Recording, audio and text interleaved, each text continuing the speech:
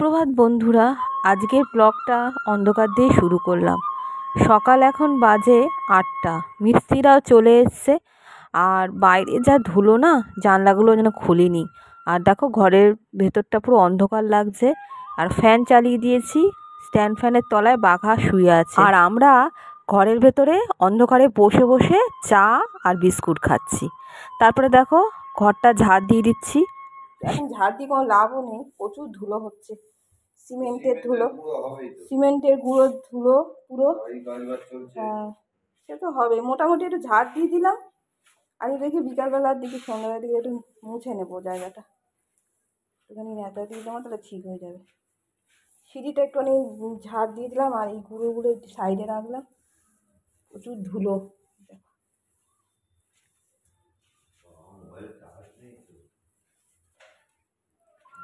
ঘড়ির কাঁটায় 10টা বাজতে চললো, তো তাড়াতাড়ি করে একটু পরোটা বানাচ্ছি। প্রতিদিন তো একঘেয়ে কী করব বুঝতে পারি না। কালকে তো পনির আনা হয়েছিল, আমি একটুখানি রেখে দিয়েছিলাম পনির। তো পনিরগুলো গ্রেট করে ময়দা দিয়ে মাখিয়ে আর এদিকে পনির পরোটা করছি। পনির পরোটা খেতে না দারুণ লাগে, লুচির মতনই ময়ান দিতে হয়। আর দেখো তারপর চাও বসিয়ে দিয়েছি।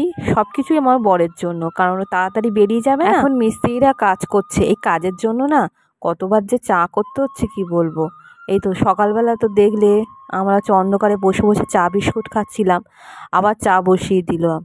আর মিস্ত্রিদের চা দিতে হবে। আর এই দেখো জল নিয়ে কারবার হচ্ছে, জানো তো এই গরমে জল প্রচুর খরচ হচ্ছে। খাওয়ার জল, এই খাওয়ার জল তো সবাইকেই খেতে হবে।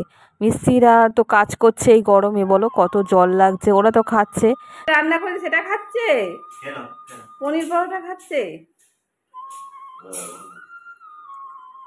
ও বাবা, আমি ভাবছি খাবে না, পনির পরোটা খাচ্ছে। বাবা খাও খাও খাও, ঠিক আছে বলবো না, খেয়ে নাও খেয়ে নাও, খাও খাও বাবা যে। হ্যাঁ, যেটা বলছিলাম, কেনা জল আর হচ্ছে না, তাই ও বললো যে 1000 ফুটের জল আমি একটু পরে কাছ থেকে এসে নিয়ে আসবো। আর দেখো আমার বাবলাকে আদর করে দিলাম, বললাম খেয়ে নে, তারপরে খাচ্ছে।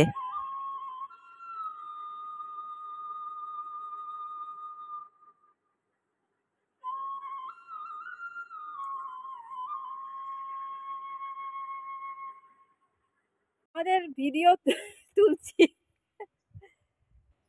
এখানটা কি ঠান্ডা না, পাখার হাওয়ার দরকার হয় না,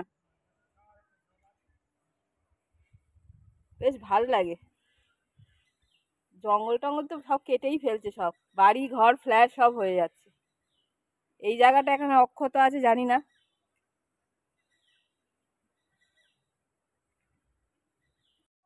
পুকুরের ওইখানটায় বসে ওরা চা খাচ্ছে আর গল্প করছে। তো ওদেরকে একটুখানি ছবিটা তুলে আনলাম, আর ভিডিও করছি না, অনেকে হাঁ করে দেখছে কেন এরকম তুলছি, কিন্তু তোলা তো আমার কাজ, এটাই। বসলাম আর দেখেছো কিরকম রোদ উঠেছে, পুরো আলুর ঝলকানি লাগছে। পাখার তলায় বসলাম, টিফিন করলাম। তো এখনো খাইনি, ওই টিফিন খেয়ে বেরিয়ে গেল। রবিবার যেহেতু কালেকশন আছে, টেবিলে কাজ করে তো কালেকশনের ব্যাপার থাকে, আর মাসের শেষ আছে 30 তারিখ। তো এই পাখাতলায় বসলাম, একটু টিফিন খাবো, খেয়ে যে ঘরদোরগুলো মুছবো, মোটামুটি মোছা, কারণ ঘরগুলো তো মুছতে হবে মোটামুটি। বারান্দাটা তো বালি হয়ে আছে, ওই দেখো আমি এতক্ষণ লক্ষ্য করিনি। এই দেখো, এ বাবা, এই দেখো, তোমরা দেখো ধুলোর মধ্যে এখন বসে আছে, দেখো। চলো ঘরে চলো, এখন আসতে হবে না, এখন প্রচন্ড ধুলো, কে বলবে বলো। ঠিক আছে, কি অবস্থা, আমি এতক্ষণ লক্ষ্য করিনি, তোমার সঙ্গে কথা বলছি। এই দেখো ধুলোর মধ্যে, এই বারান্দাটাতে পুরো ধুলো, বস্তা ফস্তা সব আছে। এইখানে এসে এখানে বসে আছে, ধুলো বাবা। এখন ওখানে যায় না, এখন ওখানে যায় না বাবা, কাজ হোক তারপরে যাবো, নিয়ে যাবো, এখন যায় না। ওই দেখ ভোবা করছে। তো চলো বন্ধুরা, এত গরম পড়েছে না, ভালো লাগছে না, কাজগুলো সব সারতে হবে। বারান্দায় পাখাটা চালিয়ে দিলে বেশ বাঘা নিশ্চিন্তে এখানে শুয়ে থাকে। অনেক সময় না পাখার ডাইরেক্ট যখন হাওয়া হয় না, ও ওইখানে থাকে না, পাখাটার পেছন দিকে ও শুয়ে থাকে। ও না মাথায় অনেক বুদ্ধি, কি বলো তো, যখন জোরে জোরে হাওয়া হয় তখন আমরা কীরম করি, নিঃশ্বাস নেওয়ার জন্য কেমন একটা অস্বস্তি লাগে না, সেই ব্যাপারটাই।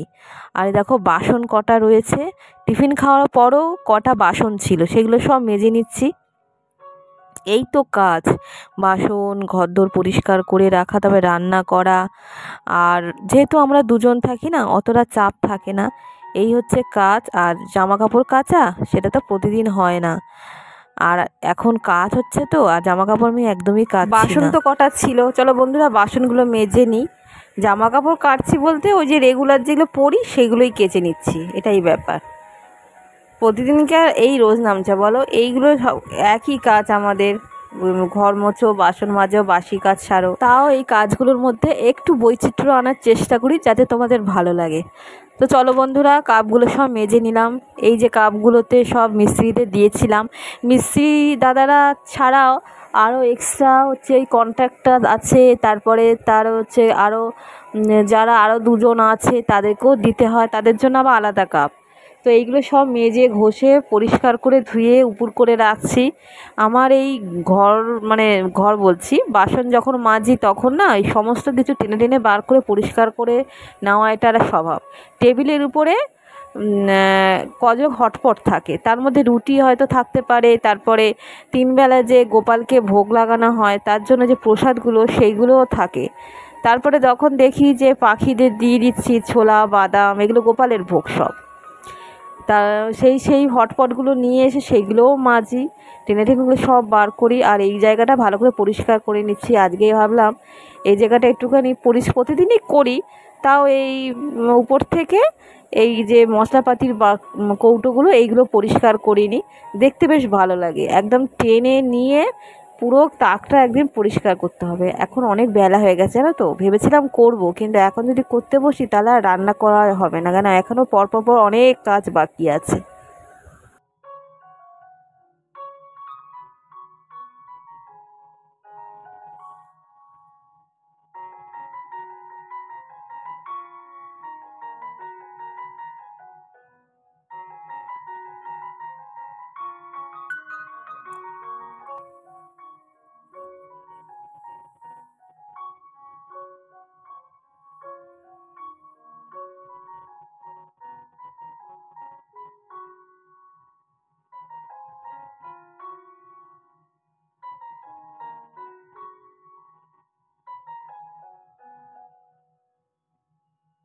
স্নানের আগে এই সমস্ত বাসি কাজ সাথে সাথে না অনেক দেরি হয়ে যায়।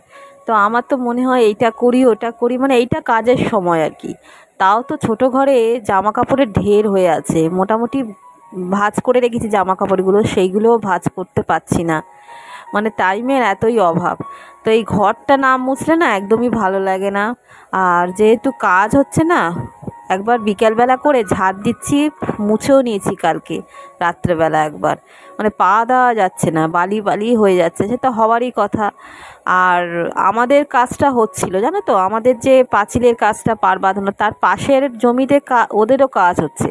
তার ফলে কি হচ্ছে, সারাক্ষণ বেশিরভাগ জায়গা হচ্ছে বালি সিমেন্টে পুরো ভর্তি হয়ে যাচ্ছে, মানে বাইরে পুরো হাওয়ার সঙ্গে ধুলো বালি সিমেন্ট বালি এইগুলো সব মিশে আছে। তার ফলে কি হচ্ছে, ঘর বাড়িগুলো নোংরা হচ্ছে। আর যতটা সম্ভব বন্ধ করে রাখি, বড় ঘরটা তো আমি একদম বন্ধই করে রাখি জানলাগুলো, যাতে ধুলোবালি একদমই না ঢুকতে পারে। আর যখন ওদের চলে যায় বিকেলবেলা সন্ধেবেলার দিকটা বড় ঘরের জানলাগুলো সব খুলি, ছোট ঘরের বন্ধুরা জানলাটা খুলতেই হয়। আর দেখো মাছ এনেছে আজকে, কত মাছ যে এনেছে কি বলবো আর কি হয়েছে কে জানে। আজকে বলেছিলাম একটুখানি মাছ নিয়ে এসো, তাই মাছের মাথা, অনেক দিন আগে বলেছিলাম যে মাছের মাথা পাও না, মাছের মাথা দিয়ে অনেক কিছু করা যায়। তো আজকে মাছ এনেছে, কাটা মাছ, তারপরে মাছের মাথাও নিয়ে এসছে অনেকগুলো, 6-7 পিস মাছের মাথা, আবার চিংড়ি মাছও এনেছে। বললাম না যে মাছ এনেছে অনেকগুলো, একসঙ্গে অত মাছও আনে না।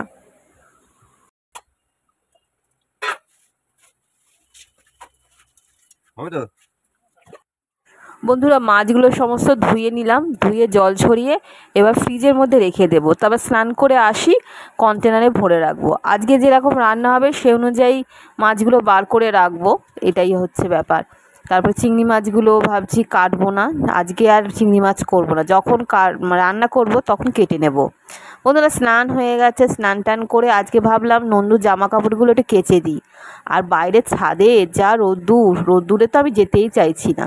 ফলে কী হয়েছে, এই গ্রিলগুলো ধুলোবালি ছিল সেগুলো সব ধুয়ে নিয়েছি, ধুয়ে নিয়ে নন্দুর জামাগুলো এখানে মেলে দিচ্ছি। এখানে মেললে সুবিধেও হয় জানো তো, আর রোদ্দুরের যা তেজ তাতে তো শুকিয়েও যায়।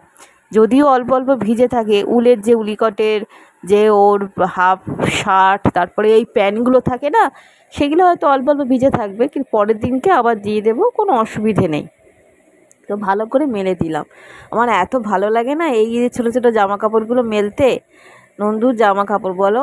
আর ওকে আরও অনেক জামা কাপড় কেনার ইচ্ছে আছে, এখন গরম পড়েছে তো ওকে বেশিরভাগ সময় খালি গায়ে রেখে দিই, আমার নাকি অস্বস্তি লাগে। আচ্ছা আমাদের গরম লাগছে, আমাদের এক ঝবরজং পরতে কেমন অসুবিধা হচ্ছে, আর আমার তো নন্দুকে পরাবো, আমাদের তো ওটা ছেলের মতো বলো।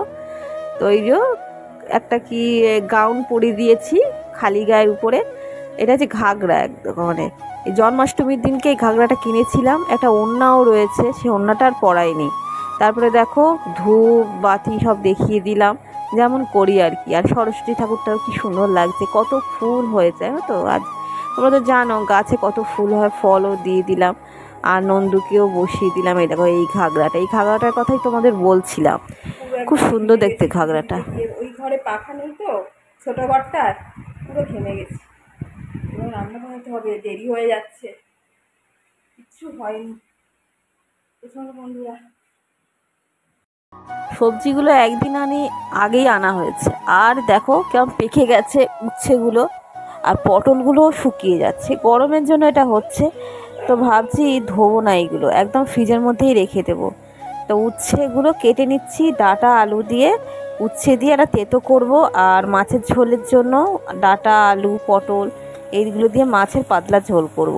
প্রেশার কুকারে আমি যেমন করি, ডাঁটা আলু পটল সমস্ত কিছু ভেজে নিলাম, ভেজে নিয়ে আর মাছের মাথা এদিকে ভাবছি মাছের মাথা দিয়ে বেশ ভাজা ভাজা মতো করব, আর একটা মাছের মাথা ঝোলের মধ্যে দেব। আর মাছ তো রয়েছে, মাছের ঝোল তো করছি।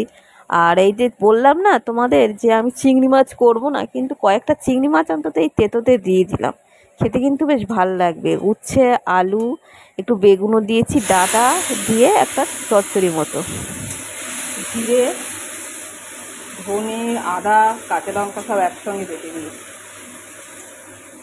এদের মধ্যে পাঁচফোড়ন নামিয়ে নিলাম, হালকা ঝোল যেমন করে আর কি।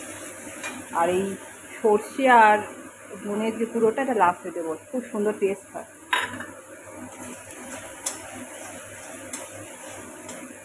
কাঁচা আলু দিয়ে মাছের ঝোল ভালো লাগে না।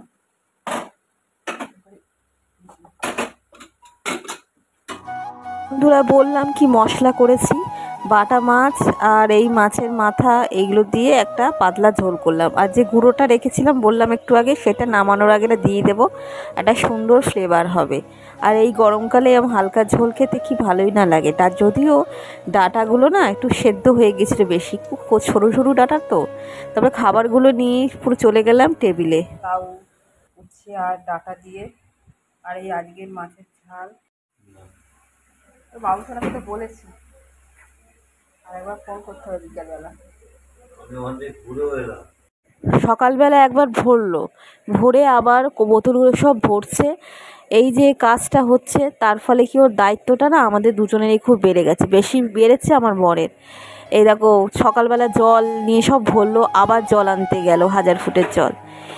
আর এই মানে ওর খাটুনিও বেড়ে গেছে। কালকে জানো তো রাত্রেবেলা 20 বালতি জল তুলে পাঁচিলের গায়ে তো দিয়েছে, আর ওই ইটগুলো আছে না, ইটগুলো তো জল খাওয়াতে হবে, এখনকার শুকনো শুকনো ইট, সেইগুলো সব জল দিয়েছে। বললাম না দায়িত্ব বেড়ে গেছে। তারপরে এইখানে এসে পাড়ের মধ্যে এসে দেখো এই যে লেবু গাছের ছোটো ছোটো কুচি কুচি ফল হয়েছে। তোমরা মানে ক্যামেরায় আসছে না, কিন্তু ছোটো ছোটো কুচি কুচি ফল। এই গাছগুলো রাখতে বলেছি, একদমই কাটতে বারণ করেছি, নিজেদের